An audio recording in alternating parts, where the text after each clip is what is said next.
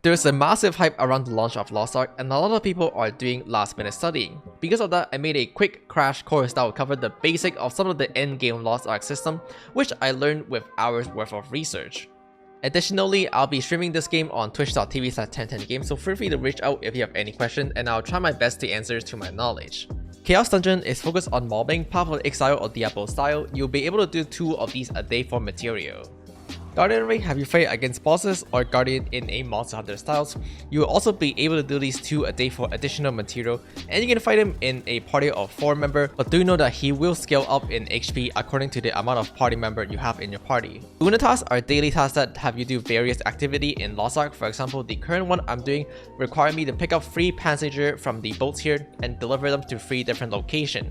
You can do 3 of these a day and they will also reward additional material. There's also Void Dungeon, which is the weekly dungeon, and will require a full party in order to attempt it. You can clear these once a week per dungeon, and they will reward you with even more material. As we progress more into the game, we will also be getting Raid, which are difficult enemies that require teamwork as well as good communication, and this can hold up to 8 players in total. There's also special events that happen throughout the day at different times, and you can open your calendar to see what event is available at what time. These events are things like Voyager's Mission or Adventure Islands. There are also some other stuff such as Cube Dungeon or Shadow Tower that will have you climb the floor all the way to floor 50. You can use materials to upgrade your armor from level 0 to level 15 by talking to a equipment polish merchant. You can go beyond level 15, but it is not worth it. Engraving are a character modifier that will change your character in some shape or form. For example, this one that is called Grudge, which is really common, increase the amount of damage you do by 20%, but also increase the amount of damage you take by 20%. Engraving come in 3 levels from level 1 to level 2 to level 3, and you must acquire at least 5 to 10 to 15 points to activate them respectively. Having point between the breakpoint will do nothing. For example, having only 4 points will not give you any effect, having only 9 points will only give you level 1, and having only 13 points will only give you level 2. One of the way of acquiring engraving point is through imprints, which you can learn by reading engraving book, and you'll learn it onto your characters. This is shared across account wise, and you can have up to 2 imprints on your character at a time. Another source of engraving point is from your ability stones. You must fully tap your ability stones before you can equip it. Your ability stone will come with 2 positive engraving effect and 1 negative engraving effect denoted by the red one. And you must click on them to get a RNG success or fail, and you'll start at a 75% success chance. Every time you succeed, your chances will go down, and every time you fail, your chances will go up by 10%. You want to succeed as many of the blue one as possible and fail as many of the red one as possible to avoid getting a negative bonus. And then finally, when you finish tapping the entire thing, you can equip it. Otherwise, accessory can also provide engraving points. You can put skill point into your skill to make them do more damage. However, more importantly is that at level 4, level 7, and level 10, you unlock tripod. Tripod are basically skill modifier that make them do different things. For example, here I have a selection between extended shot, which make my attack go faster as well as fire them in free volley, or I can do special bullet, which just make my skill do 80% more damage to enemies that are immune to being stunned. You will be able to level the tripod level as well when you finally hit tier 3. You can also equip rune onto every single ability to amplify them in some way, and the rune will only affect the equipped ability. For example, Gale Wind runes will decrease the cast time for the ability that it is equipped on. And finally, you can also equip gem that will increase the damage on certain skill or decrease the cooldown on certain skill, and you can have up to 11 gem in total at once. You can also collect cards in the game by opening a card pack or doing quests, and by collecting a card set, you are able to gain bonus to your character such as increase in damage or defense.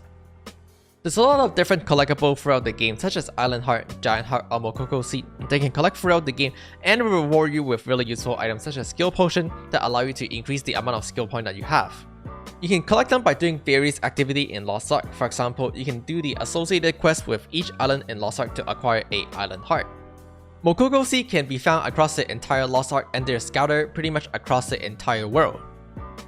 Or for example, you can acquire a Giant Heart by reaching the friendly status with Beatrice using the affinity system. The affinity system in Lost Ark have you build relationship with NPC by either doing emote with them or playing a song with them. You can do up to 5 emote and 5 song a day. Each continent also have a associated adventure book with them, which you can complete by collecting collectible, doing few bosses, or doing all the hidden stories. Completing this to 100% will take a lot of time and it's very difficult and will likely take months in order for you to complete. However, you will earn unique reward for every 10% that you do.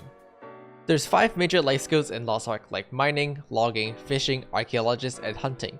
Life skill will drain your life skill point, which are used to collect material, and it's important to make sure that your life skill point do not cap out as they'll regenerate over time. The more you do an action, the more you're able to level up, which gives you bonus effect like making it go faster, but most importantly is that life skill produce resources like log or iron ore, which is needed to upgrade certain stuff like your estate or your ship. Your estate is pretty much your hideout that you can fully customize. However, what's important is that it also includes a workshop that lets you research and craft items. Some of these items is needed in order to upgrade your gear at the second tier of the game. You can also use material to upgrade your ship, which will make it go faster, and throughout the game you unlock different ships that do different things. For example, the icebreaker is needed in order to go to the Shushara region as there's a lot of ice in the way. You'll also be able to acquire and hire new sailors that make your ship go faster as well. Sailing is going to be one of your primary travel method across island, and your ship is going to decrease in durability when you are sailing. However, dropping to 0 durability will not instantly break your ship, however it just turn you into a ghost ship, and you must repair at the next port when you arrive. Finally, there's PvP. The main focus of PvP is going to be Arena Free, which is fully equalized and gear does not matter and only your skills. This crash course is a basic overview of the system in Lost Ark. It's not meant to be detailed, and if you're looking for detailed information, I recommend the document written by SAINTONE, which you can find in the description below. Hopefully you will enjoy your journey on Lost Ark, and I'll see you all on the NA East Asana server.